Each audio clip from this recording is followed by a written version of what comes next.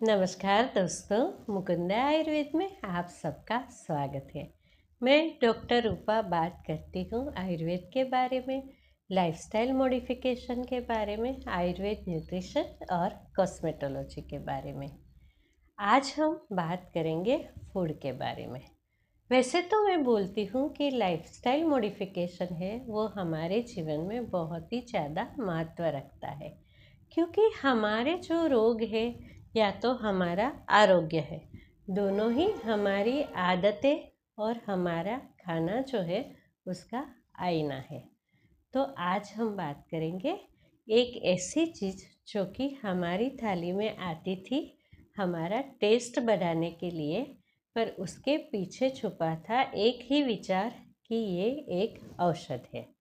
हाँ जी दोस्तों, जैसे हम सभी जानते हैं कि हमारा इंडियन ट्रेडिशनल फूड जो था वो एक साइंटिफिकली डिज़ाइन और न्यूट्रिशियस फूड था। यहाँ पे मैं था इसीलिए बोल रही हूँ क्योंकि आजकल की जो यंग जनरेशन है वो फूड को अल्टर करती गई और हमारी जो लेगेसी थी फूड की उसे धीरे धीरे भूलती गई।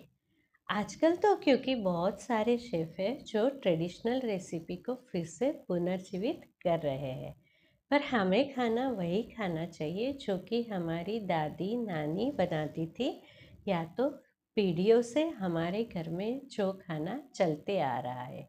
हाँ जी दोस्तों, हमारे जो गट के बैक्टीरिया है वो वही खाने के लिए हैबिचुअल है और वही खाना खाने से हम हेल्दी रह सकते हैं। इंडियन खाना ऐसा है कि हम जैसे जैसे 100 किलोमीटर्स क्रॉस करते हैं तो हमारा खाना खाने का तरीका बदल जाता है, खाना बनाने का तरीका बदल जाता है, इंग्रेडिएंट्स भी बदल जाते हैं। वैसे ही हमारे यहाँ सीज़न के हिसाब से खाने का इंग्रेडिएंट और प्रोसेस बनाने की चेंज हो जाती है। एक चीज़ नहीं चेंज होती है, वो है हमारे आचार और विचार। चाहे कश्मीर से लेके कन्याकुमारी तक और बंगाल से लेके गुजरात तक, हर घर में अचार ज़रूर खाया जाता था। उसका टेस्ट बदलता था, इंग्रेडिएंट बदलता था, पर अचार तो हम खाते ही खाते हैं। तो चलिए जानिए आयुर्वेद क्या कहता है अचार के बारे में। क्या अचार खाना हेल्दी है? अचार कब खाना चाहिए? किसे खाना चाहिए? कौन सी सीज़न में कौन सा अचार खाना चाहिए और अचार हमारे लिए कितना ज़रूरी है। तो सबसे पहले हम बात करते हैं कि अचार हमारे घरों की एक स्पेशल चीज़ हुआ करती थी और उसे रखने का तरीका भी स्पेशल था। हमारे घर में जो सबसे वयस्क जो होता था वही अचार बनाता था और अचार को छूने का अधिकार भी उसी को था। हाँ जी दोस्तों, आचार की जो मर्तबान होती थी उसे सिर्फ हमारे वयस्क जो मेंबर थे वही छूते थे। उसी में से वही लोग आचार निकालते थे, बाद में ही दूसरों को आचार छूने की इजाज़त थी। उसके पीछे भी उनका एक साइंस था। साथ ही साथ हमारे घरों में कितने भी आचार हो, कब कौन सा आचार निकलेगा या खाया जाएगा वो भी वही लोग तय करते थे। कौन से मेंबर को कितना अचार सर्व किया जाएगा वो भी उन्हीं का काम था। हम अचार अपनी मर्जी से नहीं खा सकते थे। हमें जो अचार दिया जाता था, जितना दिया जाता था, हमें उतना ही खाना पड़ता था। ये सभी बातें बताती है कि अचार जो है वो हमें एक स्वीट पॉकेट में परोसा गया औषध था। हाँ जी दोस्तों, औषधों को टेस्टी बना के हमें खिलाए जाने वाला जो विचार था वो हमारा आचार था। तो जानते हैं आचार क्या क्या करता है। ये दीपन है, अग्नि को प्रदीप्त करता है, डाइजेशन को ठीक रखता है और हमारी जठराग्नि ठीक रहने से हमारी सारी धातुएं ठीक रहती है और हमारा शरीर स्वस्थ रहता है। ये पाचन था, डाइजेस्टिव था। ये हद्य था। हद्य का मतलब गुड फॉर हार्ट हेल्थ। हाँ जी दोस्तों, हमारी हार्ट के लिए आचार बहुत ही ज़रूरी था। आजकल की जो यंग जनरेशन है वो अचार के नाम से मुंह मचकोड़ती है और कहती है इससे ब्लड प्रेशर बढ़ता है और ये हमारे लिए ठीक नहीं है। इसमें ऑयल जो है वो हमारे हार्ट के लिए हेल्दी नहीं है और इससे एसिडिटी बढ़ती है, पित्त बढ़ती है। तो आज हम उनके सारे आंसर देंगे। ये सभी गलत है। अचार बहुत ही ज़्यादा हेल्दी है। आगे बात करते हैं ये रुचिकर था। जो लोगों को खाने में रुचि नहीं आती, इंटरेस्ट नहीं आता, भूख नहीं लगती, उसके लिए अचार बहुत अच्छा काम करता था। जैसे हमने बताया ये गट के बैक्टीरिया के लिए बहुत ही ज़्यादा फायदेमंद है। ये हमारे सर्कुलेशन को इम्प्रूव करता है और हमारी खून की नलिया को साफ करता है। ये हमें डाइजेशन में हेल्प करके कॉन्स्टिपेशन भी कम करता है। आगे हम बात करेंगे अचार कौन सी चीज़ों से बनाया जाता था। तो उसमें सबसे पहले आती है कच्ची केरी, फिर आता है राजस्थान के लसूड़े, लहसुन माने कि गार्लिक, मिर्च, गाजर, बहुत सारे वेजिटेबल्स, यहाँ तक कि ऑनियन का भी अचार बनता है। आंवला, नींबू, बिजोरा, केर, करौंदा, बांस, इमली, टमाटर। शायद मैं कुछ भूल भी गई होगी, आपके घरों में कुछ और भी यूज़ किया जाता होगा। अचार खट्टा भी होता था, मीठा भी होता था। खट्टा मीठा भी होता है, ये तीखा भी होता है, चीनी से भी बनते हैं, गुड़ से भी बनते हैं, यहाँ तक कि सिर्फ पानी वाले अचार भी होते हैं। हर एक अचार के अलग अलग गुण हैं, अलग अलग सीज़न में खाया जाता है और प्रकृति के हिसाब से खाया जाता है। अभी बात करते हैं कैसे अचार के नाम से हमें औषध खिलाई जाती थी। तो अचार में क्या क्या होता है? तो उसमें होता है सबसे पहले सौंफ, हल्दी, मिर्च, धनिया, सरसों, राई, कलौंजी, हींग, अजवाइन।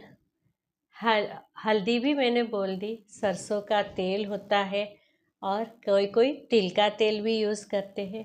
तो ये सभी एक दीपन पाचन और वातहर औषधि है।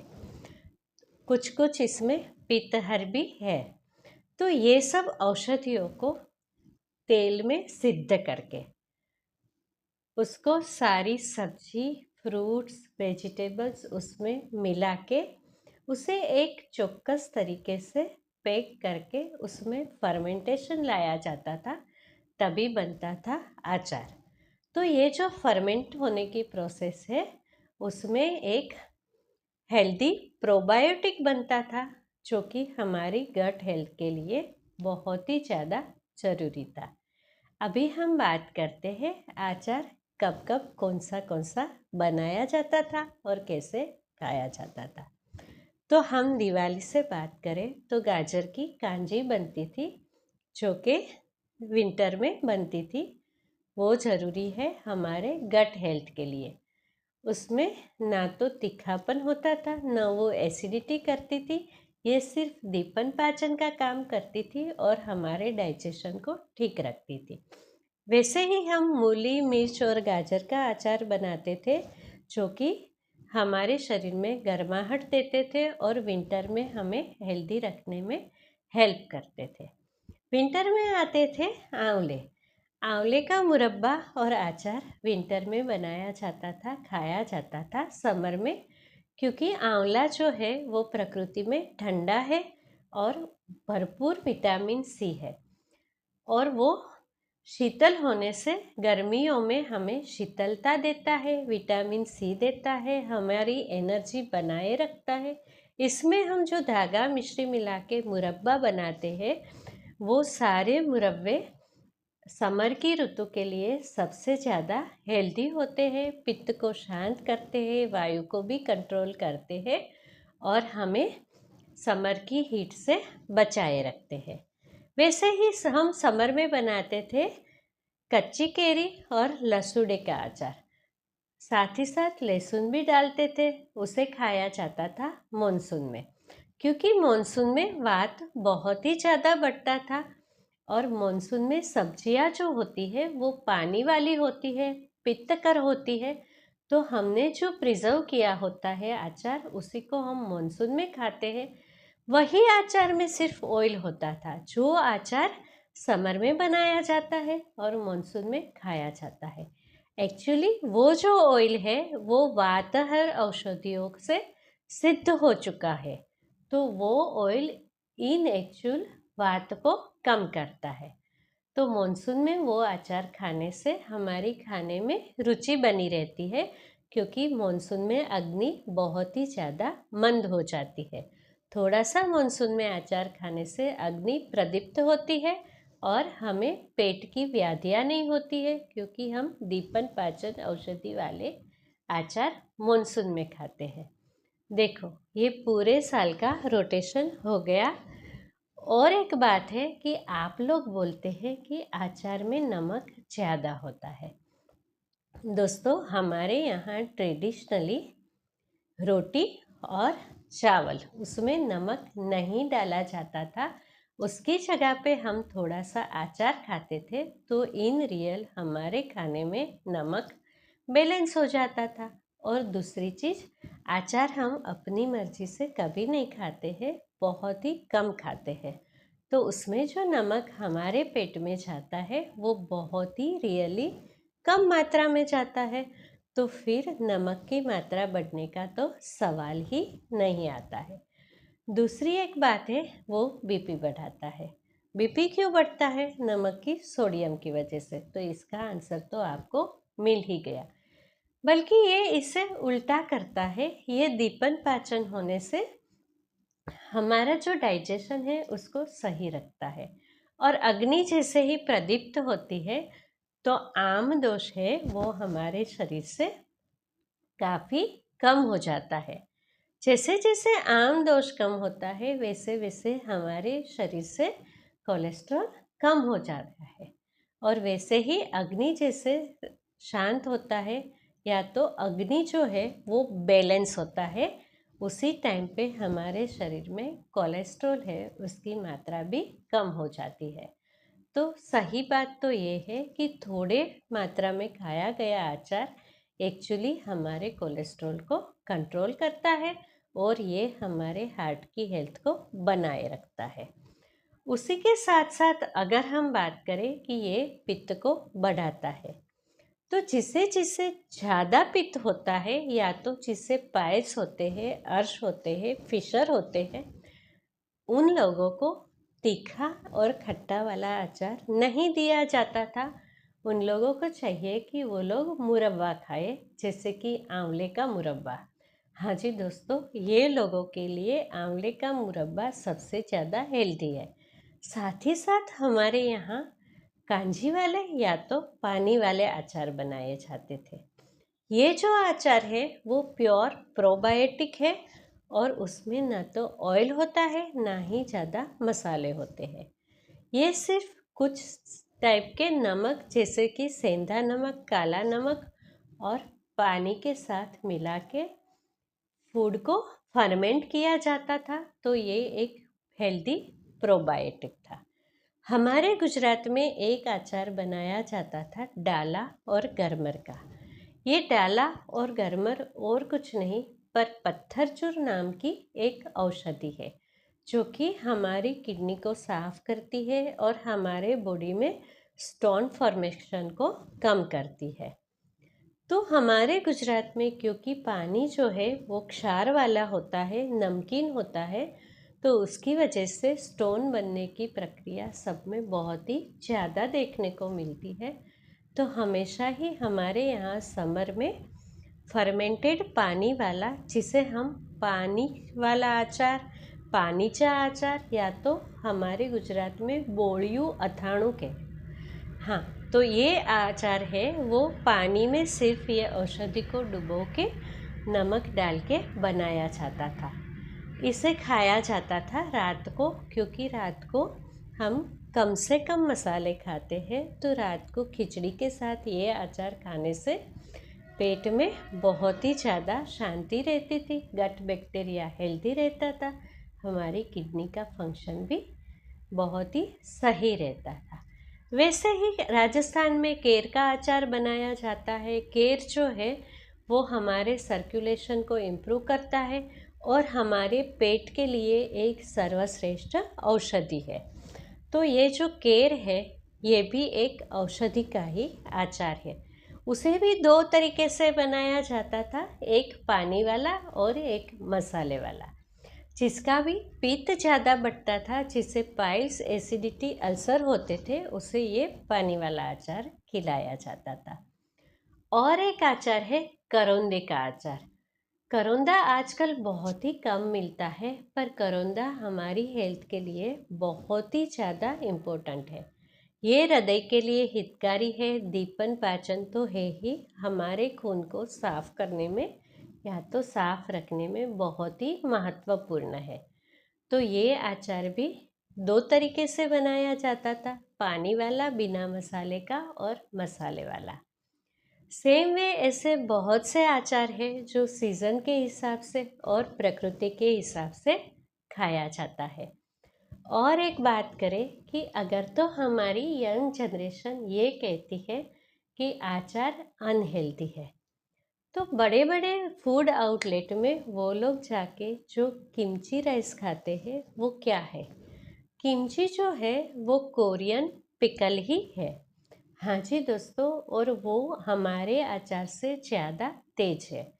यहाँ पे मैंने जो अचार की बात की वो हमारे ट्रेडिशनल अचार की बात की, घर में बनने वाला अचार और जिसमें प्रिजर्वेटिव और सिरका नहीं मिला होता है वैसा अचार। ये बिल्कुल ही एक औषधि है, हम इसे बिना डरे बिल्कुल ही खा सकते हैं। हर घर में अचार बनाने की जो एक विधि है या तो रेसिपी है, वो फिर से पुनर्जीवित होनी ही चाहिए, ताकि ये हमारे जो लिगेसी है इसे टिकाए रखे और हमारी हेल्थ को बनाए रखे। एक और बात, राजस्थान में लसोड़े का अचार खाया जाता था। ये जो लसोड़ा है, जिसे हमारे गुजरात में गुंदे भी बोलते हैं, ये काफ़ी टेस्टी होते हैं और इसमें एक म्यूसिन होता है जो कि हमारे बॉडी में कोलाजन को इम्प्रूव करता है। और जैसे कि आप सब जानते हैं कि हमारे शरीर में जब कोलाजन इम्प्रूव होता है तो हमारे जो जॉइंट्स है उसकी गद्दियों में एक म्यूकस बना रहता है, उससे खट खट टक टक आवाज़ें नहीं आती है और हमें जॉइंट्स के प्रॉब्लम होने में बहुत ही फ़ायदा मिलता है। और वैसे ही अचार तो है ही वातर। आप बोलोगे कि जिसे वायु के रोग है उसे अचार नहीं खाना चाहिए, उससे सूजन बढ़ती है। नहीं जी, अगर आप घर का बनाया लसूड़े का अचार खाते हैं तो क्योंकि उसमें केरी है भी, तो आप केरी नहीं खाएंगे, सिर्फ लसोड़ा ही खाएंगे, तो वो आपको बात नहीं बढ़ाएंगे, क्योंकि उसमें मेथी है, अजवाइन है, सौंफ है, सरसों का तेल है, ये सभी हींग भी है, ये सभी वातहर औषधि है। साथ ही साथ इन सभी की उष्णता को कम करने के लिए इसमें सौंफ भी मिलाई जाती है, जो कि शीतलता देती है। तो आचार वातानुलोमन करते हैं और शरीर में वात दोष को कम करते हैं।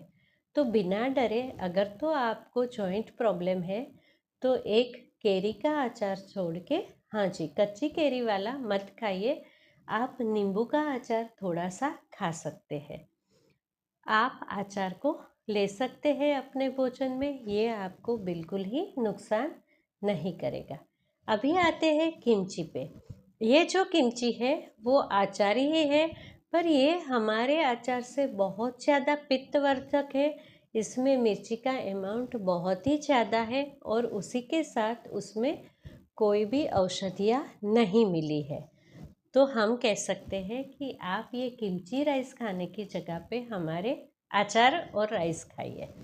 दूसरी बात, हमारे जो यंग लोग हैं बहुत सारे पैसे खर्च करके पिकल सैंडविच खाने जाते हैं और कहते हैं कि उसमें प्रोबायोटिक होता है। तो ये जो पिकल सैंडविच में ये लोग जो वेजिटेबल्स को पिकल करते हैं वो और कुछ नहीं, वो हमारे कंजी वाले या तो पानी वाले अचार ही है। तो वहाँ के अचार खाने से हमारे घर का मोस्ट हाइजेनिक पानी वाला या तो कांजी वाला अचार खाइए, वो आपके गट के लिए और ज़्यादा बेनिफिशियल है।